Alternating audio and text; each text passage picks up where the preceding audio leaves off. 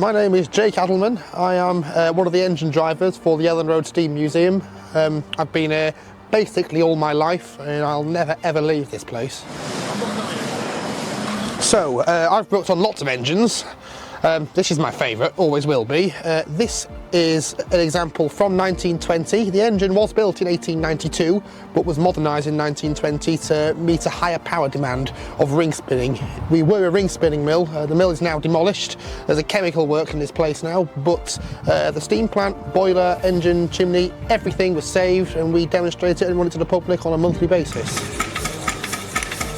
I've always liked learning how things work. I've always loved mechanics. When I was about 1, my parents took me to my local water mill, and it was almost like I got addicted to it then. So as I grew up, volunteers just said, oh, if you like it here, go to this museum, and then go to this museum, and eventually I ended up here when I was 5, and I haven't gone anywhere since. All of it is the best part of it.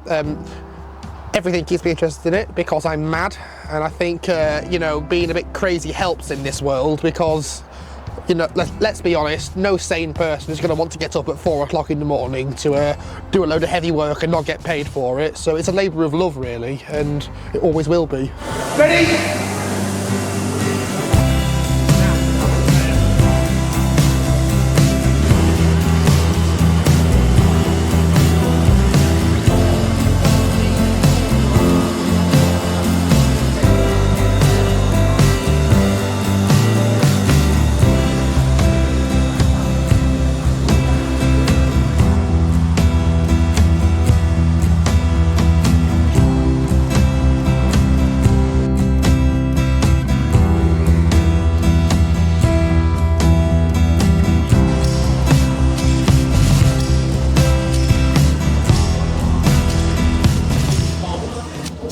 My name's Chris Allen, and I've been involved with the Northern Mill Engine Society since 1976. I helped remove the engine from Denby Dale, which is now at Bolton Steam Museum, and I was also involved with the removal of the engine from Clough House Mill, which is at Wortley Top Forge. I've been involved with Clay Mill's pumping station since the beginning in 1986. I was chairman there for over 20 years, and I'm still a regular volunteer. I saw an article in the local newspaper about a textile mill that had just shut down, and I saw the picture of the engine and I thought, that looks really good. So I knocked on the door, the engine driver showed me around, and I haven't looked back since. I'm interested in steam because it provides a huge variety.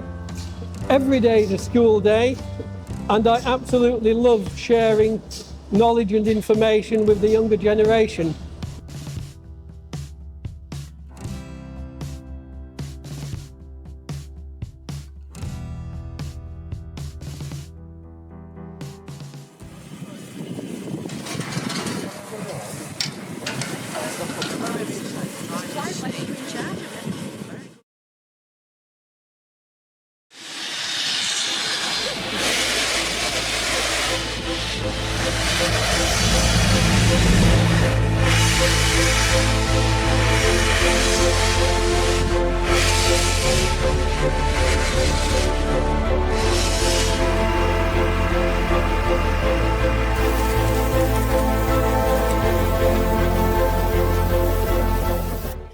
My name is George BEAUTYMAN. I'm the Secretary of Tees Cottage Pumping Station, and I also have worked on railways, mainly the Middleton and North Yorkshire Moors and Elsecar Heritage Railway.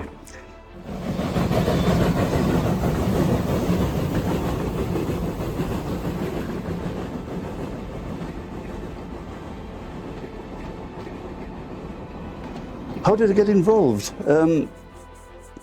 You might laugh at this, but when I was a kid, about 7 years old, I was terrified of steam trains, absolutely terrified. And I remember on Darlington Station, we were going to Newcastle, my mum and dad and me. I was about 7 years old, and passenger train came in with a big Pacific pulling it, and the noise and the smoke and the steam.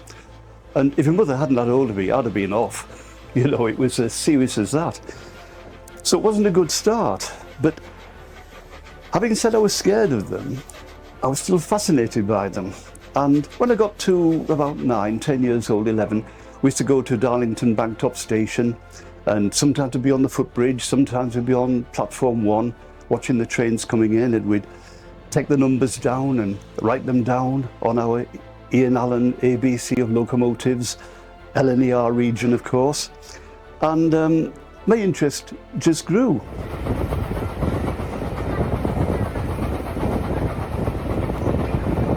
I think one of my best memories was working on Sir Nigel Gresley, the A4 Pacific, and Blue Peter, the Peppercorn Pacific.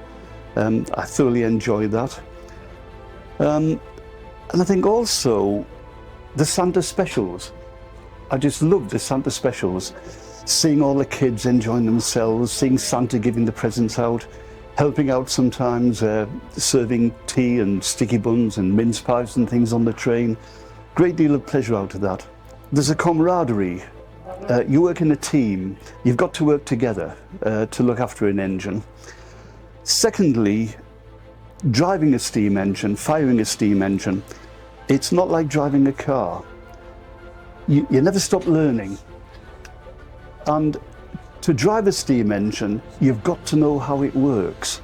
A car, for instance, is just, it's designed to be driven by anybody who has no interest in it other than getting from A to B. With a steam engine, you've got to understand what's going on when you open the regulator, when you work the brake, when you work the injectors, things like that. And they do things that you don't understand. Then you've got to think. So it's a constant learning experience. And you get lots of different engines, and they all have a different characteristic. They fire differently, they steam differently, they drive, they respond to the controls differently. So I think those are my fondest memories of railway work.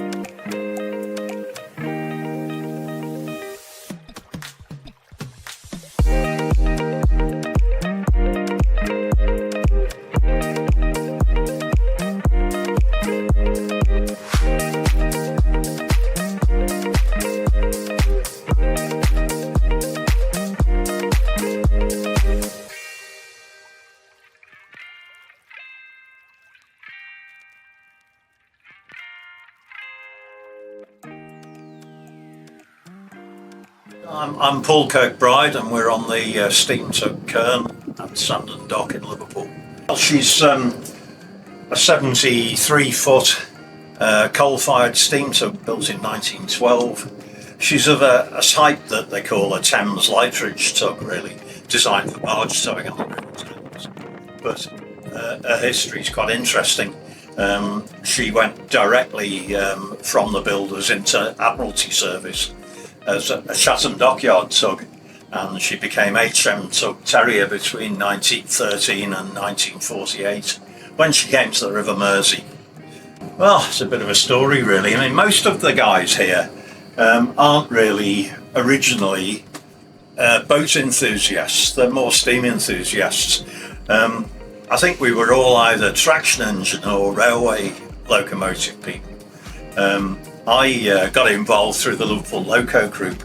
We bought a couple of industrial steam locomotives over in Birkenhead, and we had them in a shed there, but we had a terrible trouble trying to find anywhere to, first of all, keep them, and secondly, run them, because there weren't many railway preservation societies about then.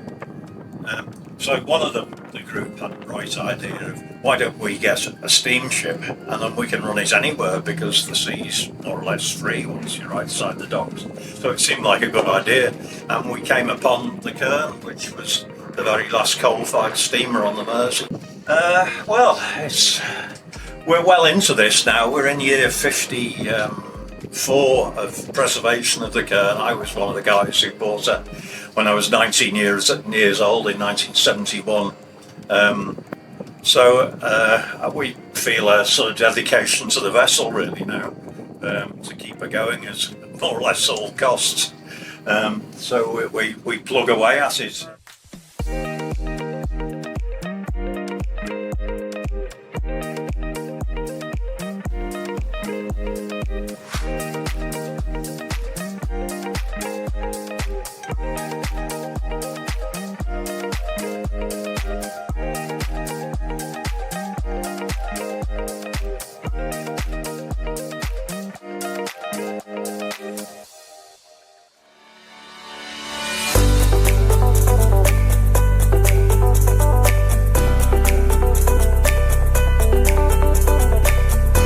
I'm Charlie COULLS, and this is our 1926 Marshall Universal roller.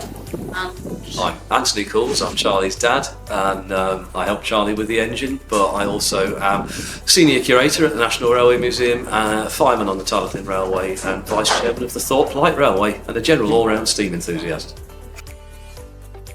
Lovely gentleman. He used to take me to rallies and things, and the first engine I really had a go on was his little Willesco roller, and from there it just spouted, didn't it? It did, yeah. So, yeah. Yeah, you had no chance, did you, really? No. And I got into it probably because of my dad. Back in the 1960s, your granddad and his friends bought a Ruston steamroller. He was into railways as well. He was a train spotter at first, and he got involved with the Midlands steam scene. And I guess, you know, I was born in 1974, there was no hope for me, but Mum and Dad always reckoned that they never tried to push me, they never tried to dissuade me, but Dad knew he'd lost the battle when I was 3.5 and we were looking at magazines in W.H. Smith's, and another father and son a couple of rows down were looking at magazines, and the kids said, "Oh look, there's Mallard on the front cover," and apparently I said, "No, it's not, it's Sir Nigel Gresley," and my dad didn't know whether to laugh or cry or wish for a hole to open in the ground. But yeah, I think steam has always been there for me, whether it's road, rail, stationary, on the water. I just enjoy every bit of it, and really, yeah, I mean, hands-on stuff. I got my Willesco roller, that little old smoky, Christmas 1984. I had no idea I could ever get involved with steam engines, and now look at us. I know. What do you think, Charlie? There's so many, aren't there, really? I think it's a bit of a bittersweet one, but taking this out on the road for the first time. Yeah, we should explain why we did that, didn't we? This engine came to us, I inherited it from a family friend who, he wasn't in the best of health, and when he passed it on to me, he said, "There's one thing I would like you to do, and that's take me to my funeral with this roller." And then a few weeks later, he went and popped his clugs without giving us much chance after we'd picked this up. So it was a very quick few weeks, wasn't it, to prepare for the funeral, get this in steam, because it hadn't been moved out of the shed for 38 years. So it was a bit of a task, wasn't it? But we got there, and you did Ian proud. Yeah, it was a brilliant moment, managing to get it on the road, take him, you know, fulfill his last wish, and yeah, really nice moment. So that's probably up there as one of my favourites. Yeah, and for me, I think I've got a couple. I think the first time I ever fired a train on the Tarleton Railway on my own, that was magic, because it's a completely different world apart to this. You know, 7 miles of railway, little engine working hard, and you know that it's getting there by the efforts that you've done. But on a personal level, it's seeing both my daughters, because Charlie has an older sister, Isabel. Isabel's a guard on the Tarleton Railway. Charlie is obviously involved with road engines, and seeing both of them, again, not having been pushed by parents, but have come of their own choice. And you know, Charlie, seeing her on an engine gives me huge pleasure, because I know she's doing it because she wants to. And actually looking towards the future and how steam engines are going in the 21st century, to have people like Charlie and so many other young enthusiasts and Isabel getting involved, it gives me great hope. The fun, the people, you know, the community sense that you have, everybody's willing to help each other out. Those of us like myself who don't have as much experience, there's so many people who are there that you feel like you can just turn to and ask for a bit of advice at times. That's really good. The beer tent's a good one. No. No, it's just a really nice community of people, and it's keeping something alive that was the backbone of our country and keeping it going for future generations to understand and love the same way as we do. So, yeah, keeping it going, I think. Yeah, I think it's the same. It's also, it's a community, it's a social thing. Steam engines are very sociable, whether you're a group of folks in a shed in the morning getting a loco ready for the railway, whether it's a team of people preparing a beam engine ready for a run, or whether it's getting together as a group of friends on a farm such as this, steaming an engine and taking it to the pub on a Saturday afternoon. It's community, it's social, and as Charlie says, it's doing something to preserve our heritage for future generations. And I mean, if we can't drive a steam engine on the national network in 2025 or drive a steam roller on the road in 2025, what chance have future generations got of seeing and enjoying what we do now?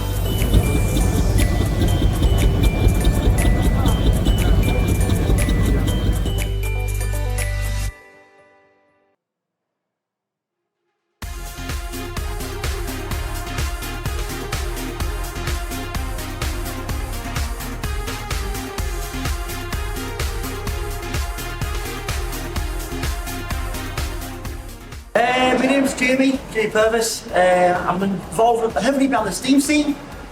I work on the Lancashire boilers at Ryan, trainee boilerman. And at steam rallies, I fire miniature traction engines as well as full size. What makes it interesting to steam is the sight, sound and smell. There's just nothing like it.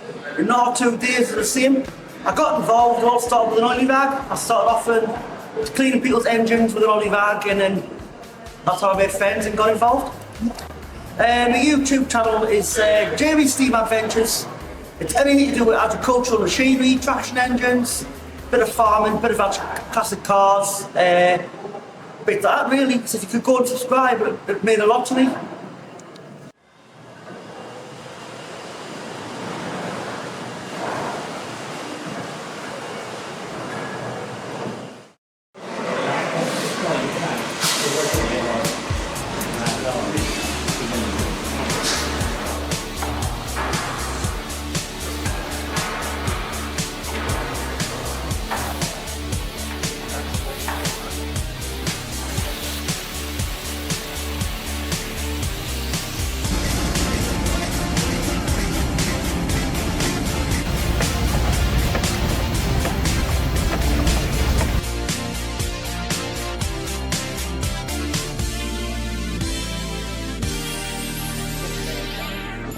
My name is Alexander Edward Karnes, and the answer to that question would be all of them.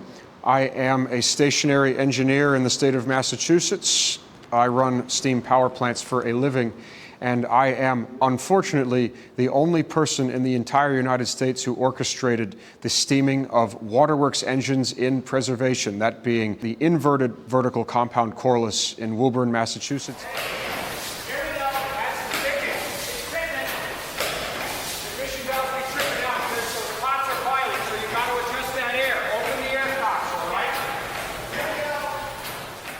And the inverted vertical triple coreless in Phillipsburg, New Jersey.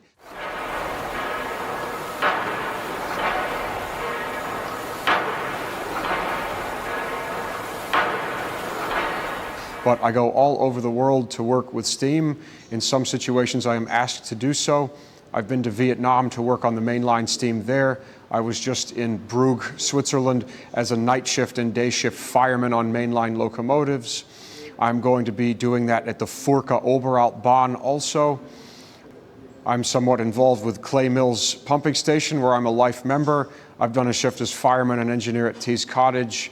We're here at Rye Hope Pumping Station right now. I've run engines just about everywhere, and I've done repairs to engines just about everywhere.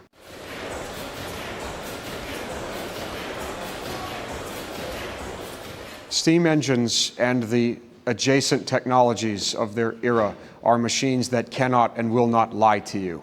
The modern world and the technologies therein and the sort of societal philosophy of it is entirely based on lies and fooling people and being disingenuous. The steam engine is a technology that cannot be made to lie, and that is why I cherish them. Working steam is my medicine. It is antidote to the poison of the declining, rapidly declining modern society, and that is why I work with it.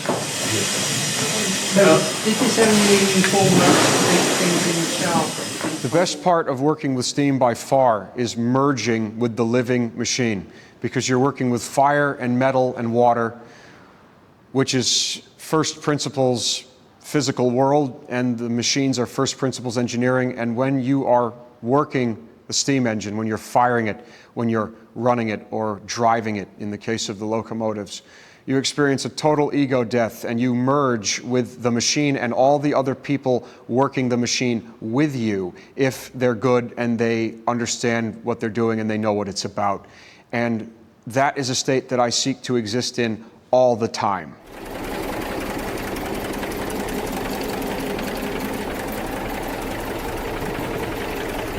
We don't know him. I have a question for you gentlemen. Yeah. Alex, do you want to go to the lighthouse? Then we can do a double take and come back out here, since we have so much wood. Let's do that. All right. What's kept me interested in it? For one thing, as I've told you, it's tremendous psychological and spiritual medicine to me. But the other thing about it is the technology is almost absurdly reliable, and it's a mirror to you, it's a mirror to oneself. What you put in is what you get out. And if you put in good hard work and good common sense with these machines, they will never, ever let you down. And steam engines, even in today's world, steam engines have been there for me and gotten me out of a couple of messes when the modern machine has failed. The future of steam I would like to see primarily be a gateway to and a medicine for all the people out there like me, like James Evans, like all of my young friends who are into this stuff. I would like to see these machines become the doorway to feeling better, learning about the world, learning about the physical world, learning about oneself, because you see so many young people these days that are just so entirely wrapped up in their own angst and self-hatred and things like this, and so glued to the poison beaming out of the little supercomputer in their hand. This stuff is a great cure for it. And so these engines, they teach you how to think, they character build, especially if you're in an environment where you're allowed to burn yourself and where you're allowed to get dirty and covered in garbage and things like that. And they teach you about the world. They teach you about the way metal works and the way things with a lot of inertia work and the way things that contain or transfer a lot of heat energy work. And this is something that a lot of young people are shielded from today by all these safety rules and all these technologies that are designed to lie to you and shield you from the way things really are. So the future of STEAM, I hope, is STEAM has a lot of lessons to teach people, re-teach people about the world. And it has a lot of sort of lies and misconceptions and misunderstandings and misinformation to push through. This technology, when it is allowed to work and when it isn't buried under mires of regulations and misconceptions, tells the truth and the story.